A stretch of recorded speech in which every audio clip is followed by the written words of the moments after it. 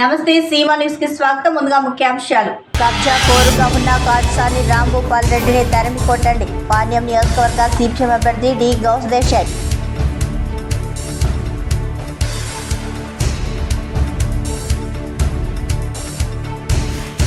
కర్నూలులోని ప్రభుత్వ ప్రవేశన వైద్యశాలలో రోగుల సౌకర్యార్థం ఆధునీకరించిన పనులను ప్రారంభించిన జిల్లా కలెక్టర్ డాక్టర్ సృజన.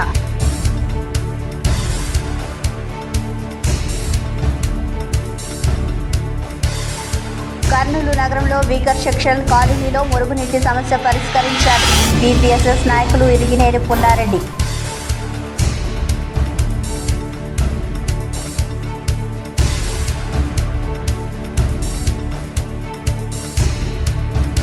వార్తల్లోని వివరాలకు వెళ్తే, పాణ్యం అసెంబ్లీ సిపిఎం అభ్యర్థి గౌస్ దేశాయ్ నంద్యాల పార్లమెంట్ కాంగ్రెస్ అభ్యర్థి లక్ష్మీ నరసింహ యాదవ్తో కలిసి పాణ్యంలోని గోరుకల్లు, కొండచుటూరు, సుగాలిమెట్ట, బాపన్పాడు, భూపన్పాడు, నెరవాడ, పాణ్యం మండల కేంద్రంలోని ప్రజలను ఓట్లను అభ్యర్థిస్తూ విస్తృతంగా ప్రచారం నిర్వహించారు.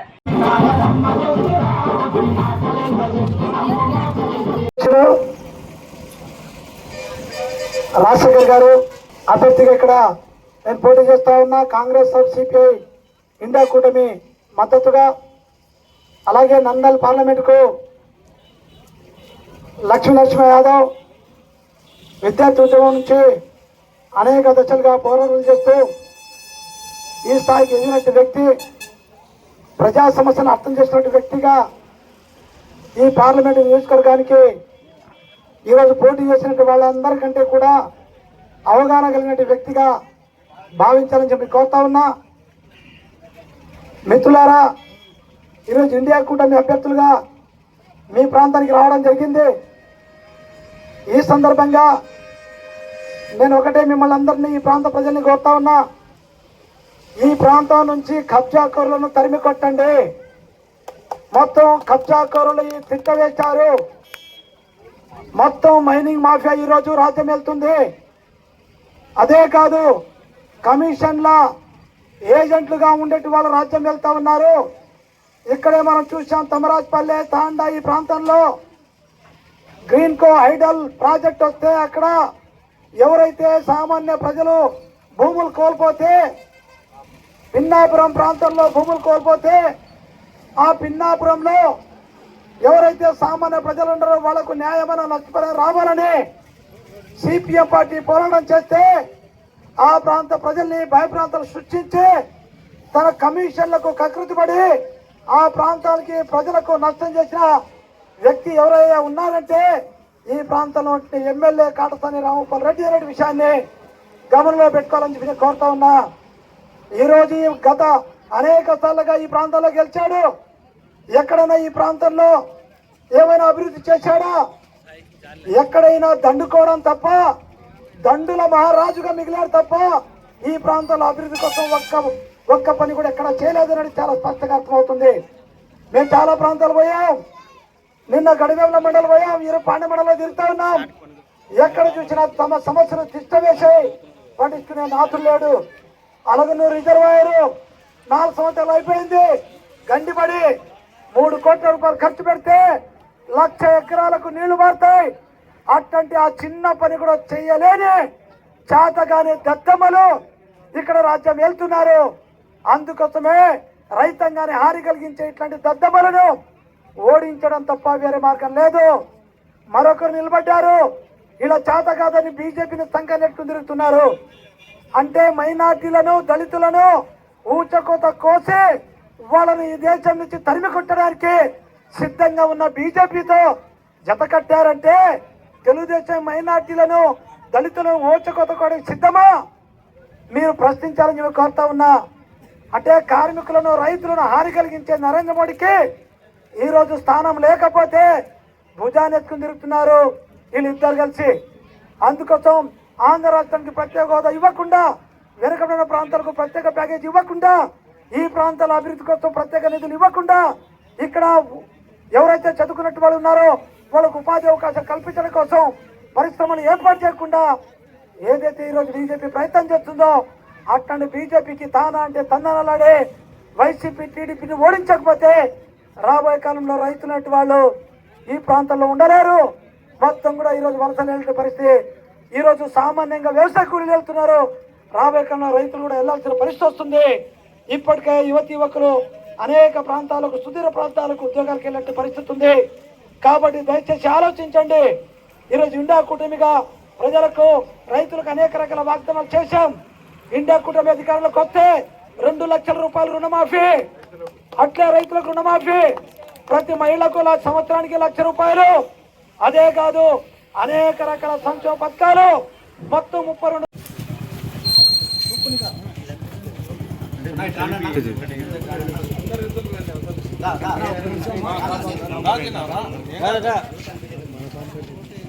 పేదల పార్టీ మా Congress party and CPM party ఇవే మన కోసం పోరాటం చేసేది.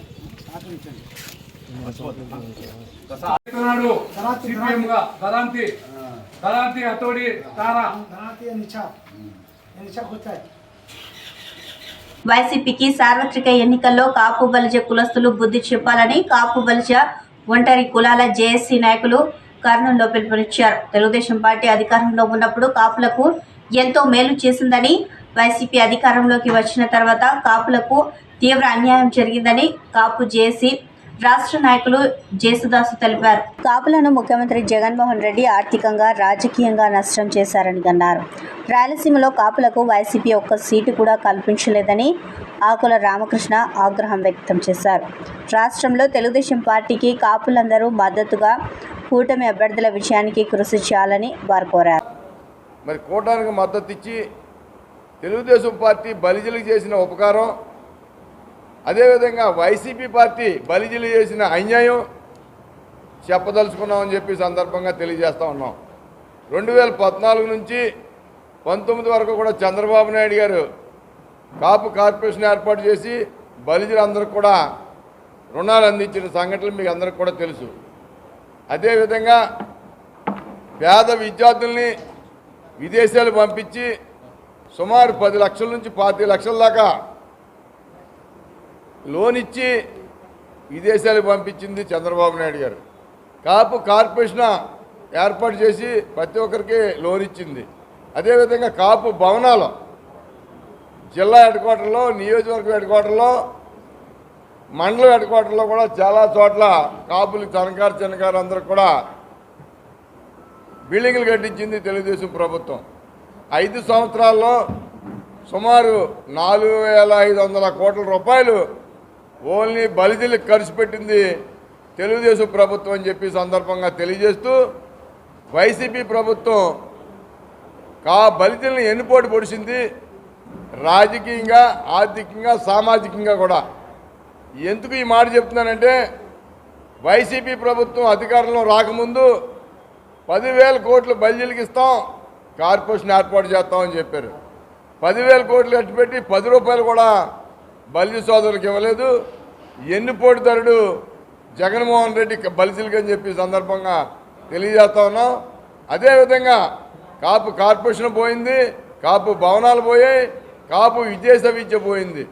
మాకే కాదు, అన్ని వర్గాలకి అన్యాయం చేసిన ప్రభుత్వం వైసీపీ ప్రభుత్వం అని చెప్పి సందర్భంగా నేను తెలియజేస్తూ, రాజకీయంగా కూడా మరి రాయలసీమ జిల్లాలో, గ్రేటర్ రాయలసీమ జిల్లాలో 6 జిల్లాల్లో ఒక్క సీటు కూడా వైసీపీ ప్రభుత్వం బలిజలకు ఇవ్వలేదని చెప్పి సందర్భంగా నేను తెలియజేస్తా ఉన్నాను.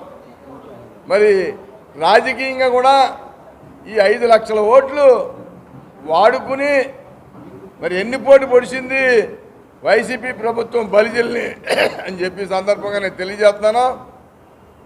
తెలుగుదేశం ప్రభుత్వం తీసుకుంటే 3 ఎమ్మెల్యే సీట్లు బలిజలకు ఇవ్వడం జరిగింది. 1 తిరుపతి, 2 రాజంపేట, 3 నెల్లూరు. కలెక్టరేట్ కాన్ఫరెన్స్ హాల్లో కర్నూలు పార్లమెంటు స్థానానికి పోటీ చేయనున్న అభ్యర్థులకు కేటాయించిన గుర్తులను, వివరాలను జనరల్ అబ్జర్వర్లు జాఫర్, మీర్ తారిక్లు, అలీ, పోలీస్ అబ్జర్వర్ ఉమేష్ కుమార్ సమక్షంలో అభ్యర్థులకు తెలియజేస్తున్న కర్నూలు పార్లమెంట్ రిటర్నింగ్ అధికారి జిల్లా కలెక్టర్ డాక్టర్ సృజన.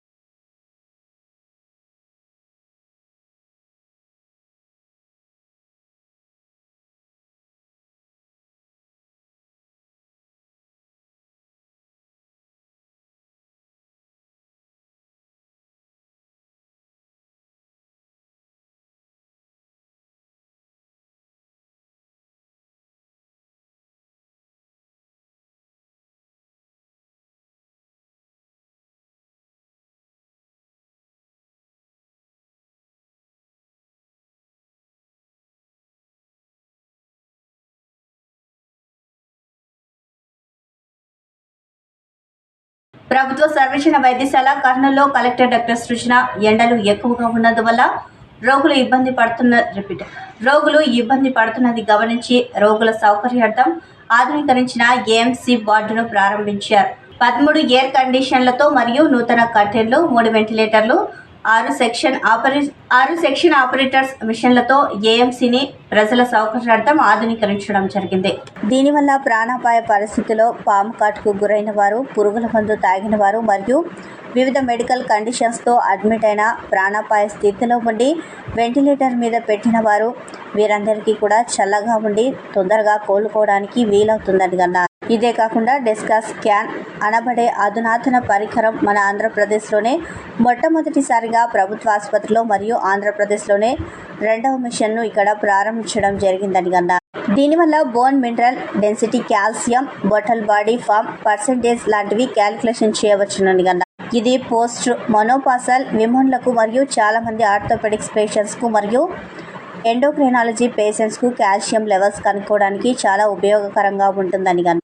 ఇంతేకాకుండా ఒక గ్యాస్ట్రోస్కోప్, కొలనాస్కోప్, ఈఆర్సీ స్కోప్ మరియు 2 స్కానింగ్ మిషన్లను కూడా గ్యాస్ట్రిక్ మరియు నెఫ్రాలజీ డిపార్ట్మెంట్లకు అందజేయడం జరిగిందని అన్నారు. ఇంకా 50 ఫ్యాన్లను కూడా ఎండాకాలం కావున ప్రజల సౌకర్యార్థం వినియోగించడం జరిగింది. ఈ కార్యక్రమంలో సూపరింటెండెంట్ వి వెంకటరంగారెడ్డి మరియు హాస్పిటల్ ప్రొఫెసర్లు, సిబ్బంది పాల్గొన్నారు. పత్తికొండలోని ముస్లిం వీధిలో చెరువు కట్ట కింద ఉన్న పీర్ మొహిద్దీన్ స్వామి దర్గా దగ్గర అరెకల్ మెహబూబ్ అలీ బాషా గడ్డి బాంబులు ఎండవేడికి దగ్ధమయ్యాయి. అక్కడ ఉన్న ప్రజలు మంటలను అదుపు చేసేందుకు ఫైర్ సిబ్బందికి ఫోన్ చేశారు. ఫైర్ సిబ్బంది త్వరగా రాకపోవడంతో ప్రజలు మంటలను ఆర్పడానికి ప్రయత్నించారు. ఎంత నీరు పోసినా మంటలు అదుపులోకి రాలేదు. ఆలస్యంగా వచ్చిన ఫైర్ ఇంజిన్ మంటలను అదుపు చేసింది. పశువుల కోసం వేసుకున్న గడ్డి పాములు కాలిపోవడంతో రైతులు ఆవేదన చెందారు.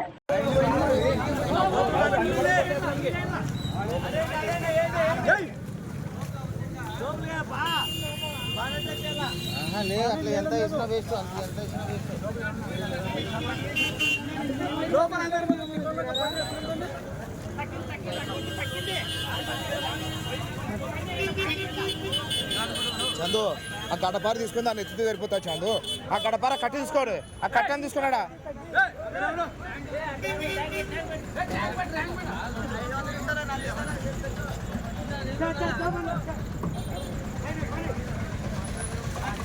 కర్నూలులోని 19వ వార్డు 4th క్లాస్ ఉద్యోగుల కాలనీలో పాలెం నియోజకవర్గ తెలుగుదేశం పార్టీ అభ్యర్థి గారు చర్తారెడ్డి ఎన్నికల ప్రచారం నిర్వహించారు.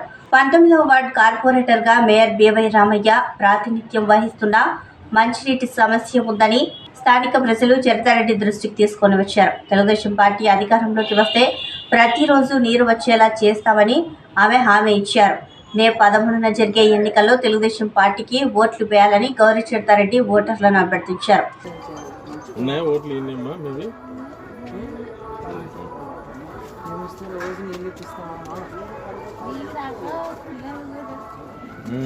ఇప్పుడు మేయర్ ఉన్నాడు మీ వార్డులో, మళ్ళీ మేయర్ చేసినారు, అందరూ మేయర్ని గెలిపించినారు, మళ్ళీ మేయర్ని అడగాల. ఈసారి చిడతమ్మ వస్తే కనుక డైలీ నీళ్ళు వస్తాయి, అందరికి మంచి బాగా నీళ్ళు వస్తాయి, ఇబ్బంది లేదు. ఈసారి చేస్తారులేమ్మా. పట్టాలు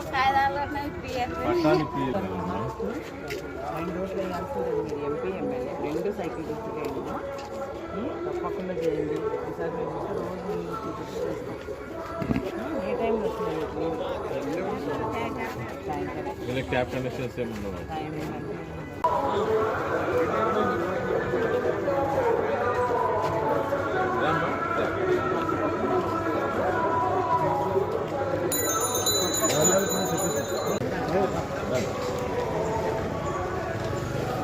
ఒక్కటే హెల్ప్ చేయండి, అది మేము ఇంటర్నల్ చేస్తున్నాము.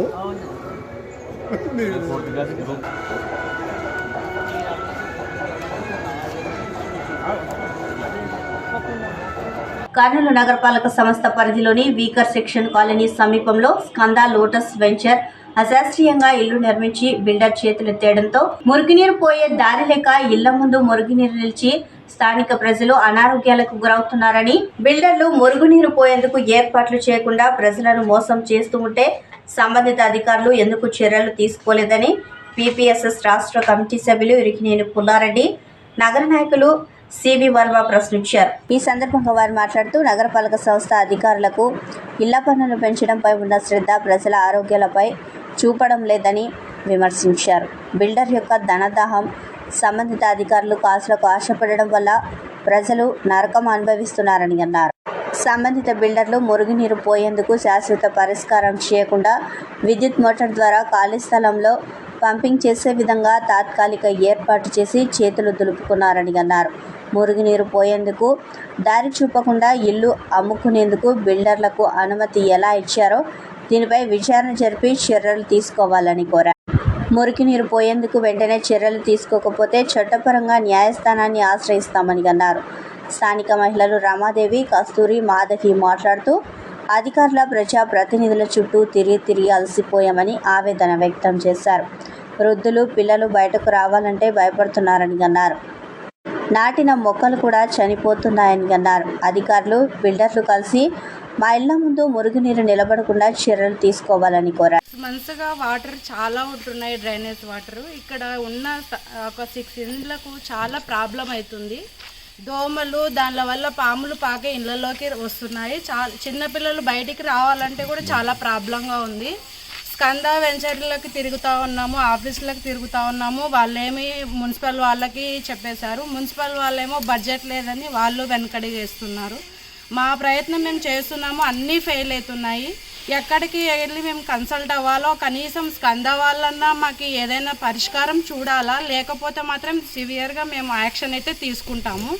మీ ఇష్టం. స్కంద వాళ్ళు మమ్మల్ని ఆడోళ్ళు అనకుండా ప్రతి ఒక్కరం తిరుగుతున్నాము. చిన్నపిల్లలు బయటకు వచ్చేకైతే మాత్రం నుంచి మాట్లాడుతున్నాము. మేము స్కంద దగ్గర ఇల్లు కొనుక్కున్నాము. వాళ్ళ దగ్గర వాళ్ళు ఏం స్పందించట్లేదు. గత సంవత్సరం నుంచి అన్ని collector office, MLA, municipality office అన్నీ తిరుగుతున్నాం, అయినా ఏం పరిష్కారం లేదు. అక్కడ వాళ్ళు ఉంటే నీళ్లు పోనిస్తలేరు. చాలా ప్రాబ్లంగా ఉంది. దోమలు ఉన్నాయి. వర్షాలు వస్తే ఇంకా చాలా ఎక్కువ వస్తాయి. కాబట్టి దీనికి పరిష్కారం చూపించాలని కోరుకుంటున్నాం. కర్నూలు కార్పొరేషన్ పరిధిలో గల స్కందాస్ లోటాస్ కాలనీ ఏర్పడి 2 సంవత్సరాలు అవుతుంది. ఇక్కడ ప్రజలు డ్రైనేజీ వ్యవస్థ సక్రమంగా లేక నరకం అనుభవిస్తూ ఉన్నారు. దుర్వాసనతో అనారోగ్యాలకు గురైపోయి హాస్పిటల్ పాలయ్యే పరిస్థితి ఏర్పడింది. మరి పాలకవర్గం పట్టించుకోలేదు, మున్సిపల్ అధికారులు పట్టించుకోలేదు. కాంట్రాక్టర్ను స్కంద వాళ్ళని అడుగుతానేమో మీరు మున్సిపల్ ఆఫీసు పోండి, అధికారులను కలవండి అంటున్నారు. అసలు ఈ స్కంద వాళ్ళకు, స్కంద బిల్డర్కు నేను ప్రశ్నిస్తున్నాను, అయ్యా మీరు అన్ని పర్మిషన్లు తీసుకోవాలా? ఇల్లు కట్టిన తర్వాత డ్రైనేజ్ వాటర్ ఎక్కడికి పోవాలి అనేటువంటి ప్లాన్ లేకుండా అన్ప్లాన్డ్గా అశాస్త్రీయంగా ఇల్లు కట్టి మీరేమో ఆదాయం తీసుకుండ్రి, ప్రజలేమో అనారోగ్యాలకు గురి కావాలా? ఇది ఏం పద్ధతి? అసలు ఈ రకంగా అన్ప్లాన్డ్గా ఒక ప్లాన్ లేకుండా ఇల్లు నిర్మిస్తూ ఉంటే మరి మున్సిపల్ అధికారులు ఏం చేస్తూ ఉన్నారు? టౌన్ ప్లానింగ్ ఆఫీసర్ ఏం చేస్తూ ఉన్నాడు? ఉన్నతాధికారులు ఏం చేస్తూ ఉన్నారు? సంబంధిత కార్పొరేటర్లు ఏం చేస్తూ ఉన్నారు? ప్రజాప్రతినిధులు ఏం చేస్తూ ఉన్నారు?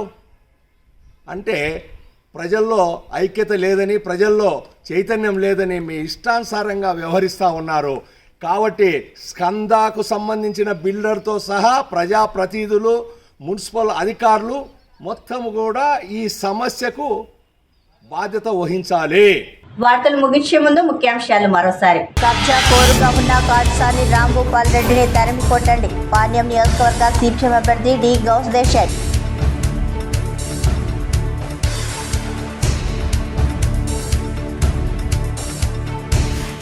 కర్నూలులోని ప్రభుత్వ ప్రవేశించిన వైద్యశాలలో రోగుల సౌకర్యార్థం ఆధునీకరించిన పనులను ప్రారంభించిన జిల్లా కలెక్టర్ డాక్టర్ సృజన.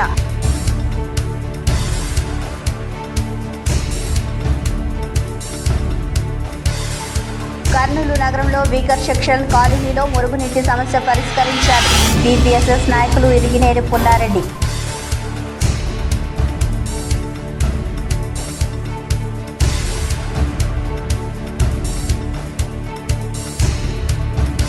ఈ వార్తలు ఇంతటితో సమాప్తం. నమస్కారం.